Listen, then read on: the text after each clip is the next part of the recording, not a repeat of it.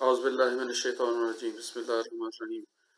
I welcome all of you in new class with the subject, although is similar as previous one. The name is pharmacology, but in this class we will study CNS pharmacology, and the first lecture is about the introduction to CNS pharmacology.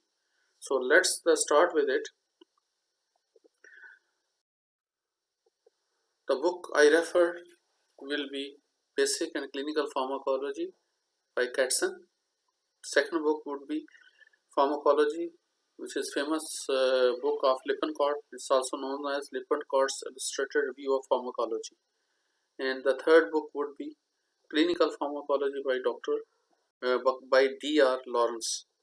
So these are the three books we will follow, or mostly I will follow the above said two books. Now, let's start with CNS pharmacology. So CNS pharmacology is quite कह लो कि आप difficult pharmacology है. क्यों? क्योंकि direct हम लोग human के ऊपर तो इफेक्ट नहीं दे सकते. हम लोग इसके लिए एनिमल मॉडल्स यूज़ करते हैं, और इस एनिमल मॉडल्स के थ्रू हमें पता लगता है कि ड्रग्स कैसे एक्ट करती हैं सीएनएस के अंदर. तो सीएनएस फार्माकोलॉजी को अंडरस्टैंड करने के लिए हमें कुछ बैकग्राउंड चाहिए, और वो बैकग्राउंड ये है कि हम लोग ये पहले दो लेक्चर इसके बारे में हैं, जिसके अंदर हम लोग न्यूरॉन्स को with the reference to the action of the drug study करेंगे.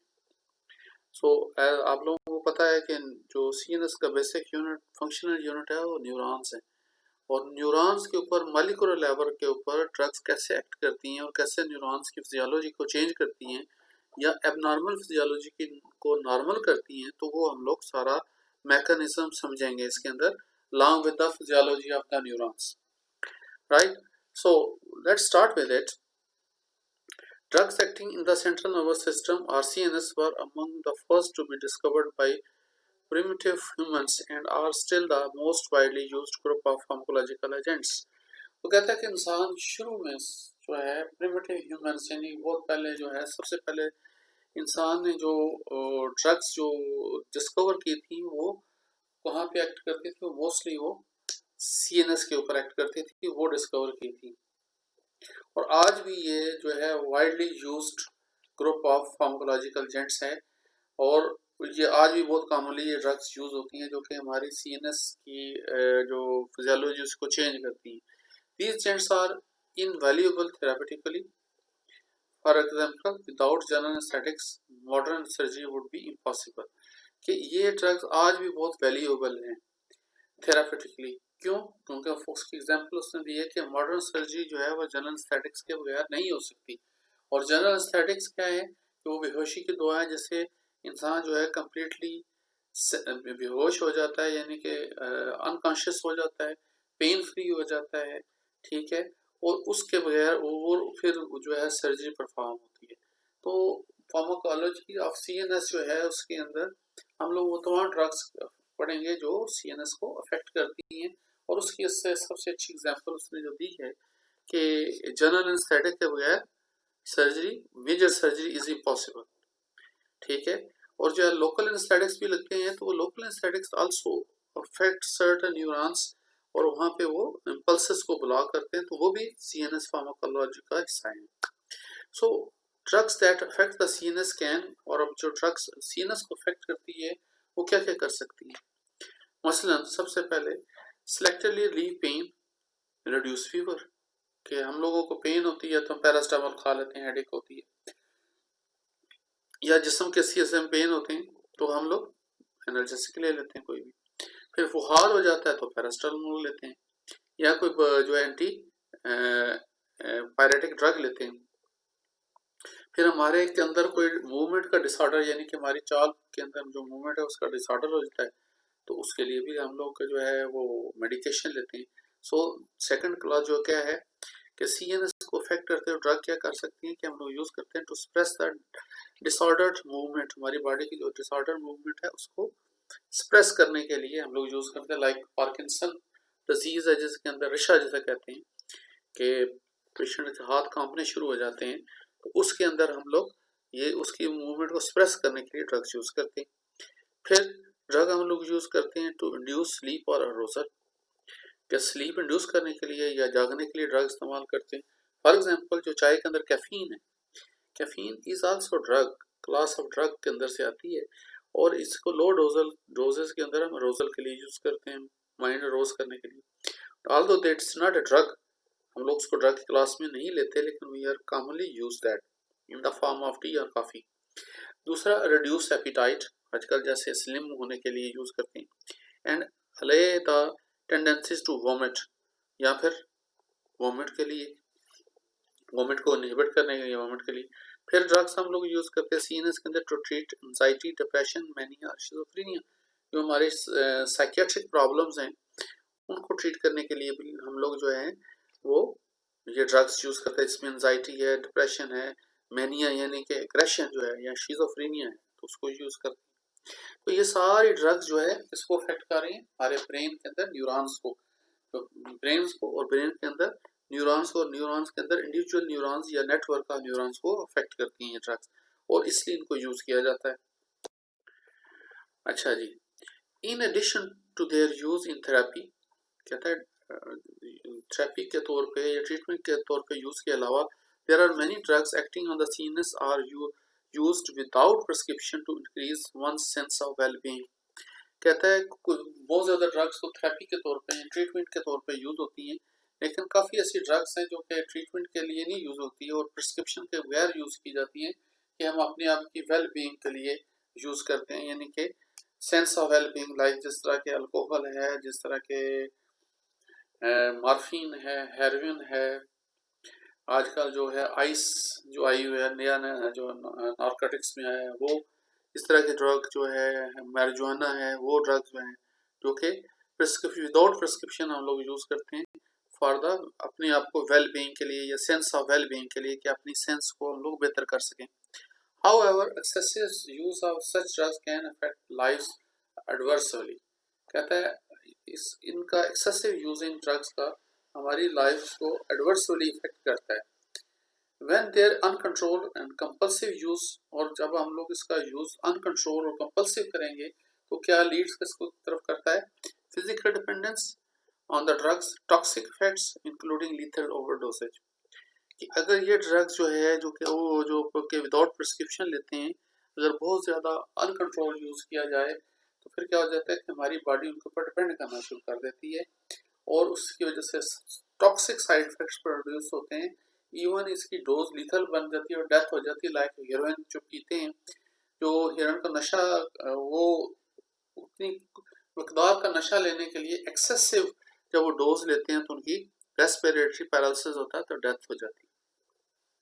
तो ये इनके एडवर्स इफेक्ट्स हैं इन ड्रग्स के, या टॉक्सिक इफेक्ट्स हैं जो कि विदाउट प्रिस्क्रिप्शन हम लेते हैं for the two increase the sense of well being, कि अपनी हालत को बेहतर करने के लिए, अंदरूनी मेंटल हालत को बेहतर करने के लिए लेते हैं, लेकिन अल्टीमेटली उसका नुकसान क्या होता है वो ये मैंने बात कर दी इसके अंदर। अच्छा जी, अब हम लोग बात करते हैं माइक्रो लेवल्स पे, बात शुरू करने लगा हूँ कि न्यूरॉन्स हैं, हमने यहाँ तक पढ़ा कि न्यूरॉन्स होती हैं, न्यूरॉन्स के अंदर जो single functional unit of the CNS is neuron. अब न्यूरॉन जो है उसके ऊपर क्या होता है? आयन चैनल्स होते हैं, and these ion channels are very very important target sites for the drugs.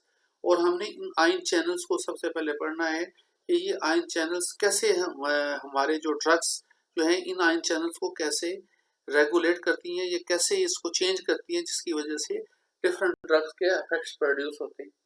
अब दो तरह के आयन चैनल्स हैं, मेजर दो क्लासेस हैं, क्या है? Number 1 voltage gated ion channel, number 2 ligand gated ion channels. दो चैनल्स की कॉल है, एक वोल्टेज गेटेड आयन चैनल्स हैं, दूसरे कौन से? Ligand gated ion channels. Ligand के कौन सा है? लाइगेंड क्या है? वो जो न्यूरोट्रांसमीटर है हमारे नर्वस सिस्टम के अंदर, वो लाइगेंड्स। तो सबसे पहले voltage gated ion channels. Voltage gated ion channels are regulated by changes in the membrane potential, यानी कि हमारी मेम्ब्रेन जो सेल मेम्ब्रेन है न्यूरॉन्स की, उसके ऊपर जो वोल्टेज गेटेड आयन चैनल्स है वो कैसे रेगुलेट होते हैं? वो एक्शन पोटेंशियल के थ्रू रेगुलेट होते हैं, कि एक्शन पोटेंशियल आता है तो ये ओपन हो जाते हैं और फिर एक्शन पोटेंशियल को मूव, इम्पल्स को मूव करते हैं, कभी कहीं पे ओपन होते हैं, कहीं पे क्लोज होते हैं, कहीं पे इन्फ्लक्स कराते हैं, कहीं पे फ्लक्स कराते हैं। For example axonal sodium channels involve in the propagation of action potential, कि सोडियम चैनल जो हैं एक्शन पोटेंशियल को प्रोपोगेट करने के लिए यूज होते हैं। कैसे कि जैसे ही एक सर्टेन पोटेंशियल जो है थ्रेशोल्ड पोटेंशियल आता है न्यूरॉन्स के अंदर, तो सोडियम चैनल्स एकदम खुल जाते हैं और सोडियम इन्फ्लक्स होता है, और सोडियम इन्फ्लक्स होता है तो एक्शन पोटेंशियल प्रोड्यूस हो जाता है, डिपोलराइजेशन हो जाती है, ठीक है ना। और फिर इस तरह एक्शन पोटेंशियल डिफरेंट सेगमेंट्स में होता होता न्यूरॉन्स के टर्मिनल तक चला जाता है। तो एक्सॉन के ऊपर जो सोडियम चैनल्स हैं वो मोस्टली वोल्टेज गेटेड हैं, यानी कि वोल्टेज के अंदर चेंजेस की वजह से ये आयन चैनल जो है ओपन होते हैं या क्लोज होते हैं। फिर दूसरा प्री सिनेप्टिक कैल्शियम चैनल्स, जो प्री सिनेप्टिक कैल्शियम चैनल्स हैं वो भी play very important role for the release of neurotransmitter in the synaptic cleft and synaptic in the synaptic cleft from the synaptic vesicles, के pre synaptic calcium channels जो हैं वो बड़े इंपॉर्टेंट हैं कि pre synaptic calcium action potential जब neuron के टर्मिनल पे आता है तो वहाँ पे क्या होता है कि कैल्शियम चैनल्स खुल जाते हैं और कैल्शियम का इन्फ्लक्स होता है। जब कैल्शियम का जो है होता है तो वो न्यूरोट्रांसमीटर जो है वो न्यूरॉन टर्मिनल से रिलीज होकर साइनेप्सिस में आना शुरू हो जाता है। तो ये हैं दो तरह के वोल्टेज गेटेड चैनल्स की एग्जांपल्स। अब आ जाता है लाइगेंड गेटेड और न्यूरोट्रांसमीटर गेटेड आयन चैनल्स। अच्छा, ये कौन से हैं? ये स्किन की दो डिफरेंट टाइप्स हैं। एक है directly linked to ion channels, ठीक है। Ligand gated ion channels they are directly linked to the ion channels, यानी कि लाइगेंड जो है आगे इसको हम लोग फर्दर इसकी एक्सप्लेनेशन करेंगे कि direct link to ion channels जो है ligand gated directly link to ion channels पहली क्लास है। दूसरी है indirectly by change ion channel function via second messenger system, इनको सेकंड मैसेंजर आयन चैनल भी कहते हैं या मेटाबोट्रॉपिक आयन चैनल भी कहते हैं। अच्छा, मेटाबोट्रॉपिक आयन चैनल्स के अंदर क्या है कि membrane delimited metabotropic ion channels G protein, यानी G protein coupled ion channel जो होते हैं। नंबर 2 क्या है diffusible second messenger metabotropic ion channels like CAMP, IP3, DAG, diacyl glycerol. तो ये जो हैं ये फर्दर मेटाबोट्रॉपिक आयन चैनल्स को उसने दो हिस्सों में कन्वर्ट कर दिया।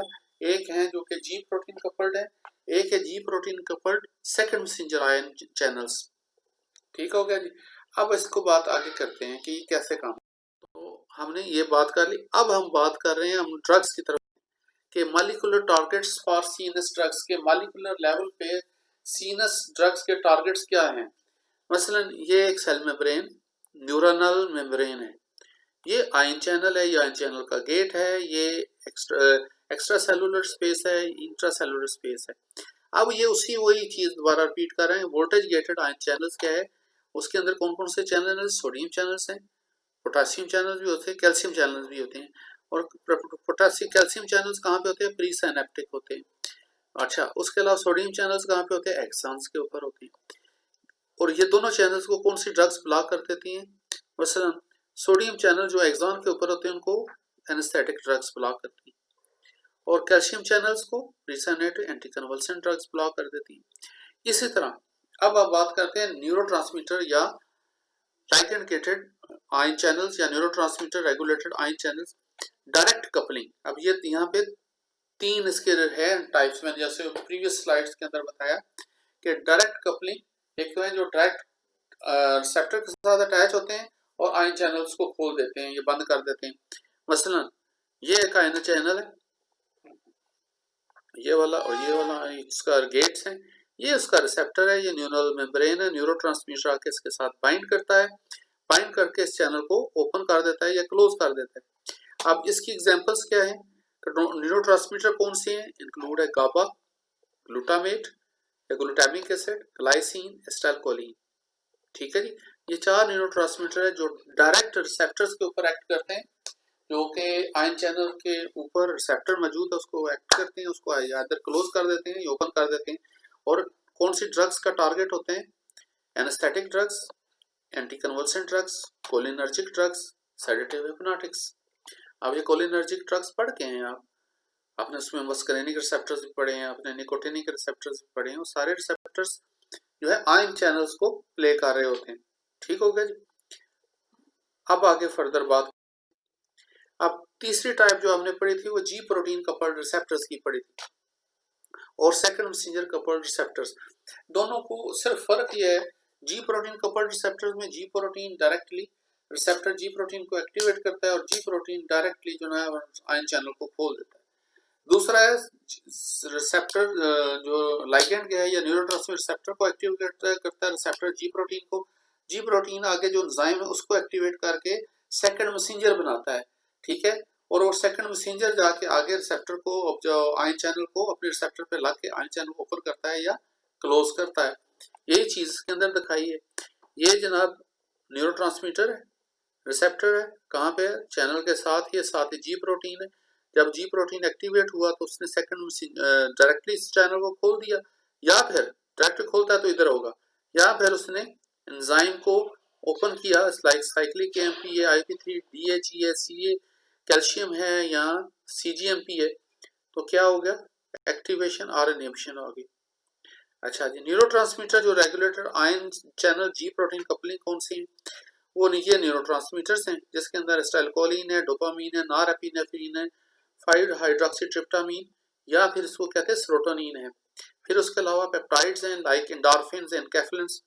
दीज जो ये रिसेप्टर्स हैं, इनके जो रिसेप्टर्स हैं वो टारगेट्स फॉर मेनी ड्रग्स हैं। कई ड्रग्स का टारगेट हैं, फॉर एग्जांपल एनाल्जेसिक जिसके अंदर नार्कोटिक एनाल्जेसिक्स आते हैं, एंटी डिप्रेसेंट ड्रग्स हैं, एंटीसाइकोटिक ड्रग्स हैं, इंजियोलिटिक ड्रग्स हैं। ये सारी ड्रग्स इन्हीं रिसेप्टर्स के ऊपर एक्ट करके अपना रोल प्ले करती हैं।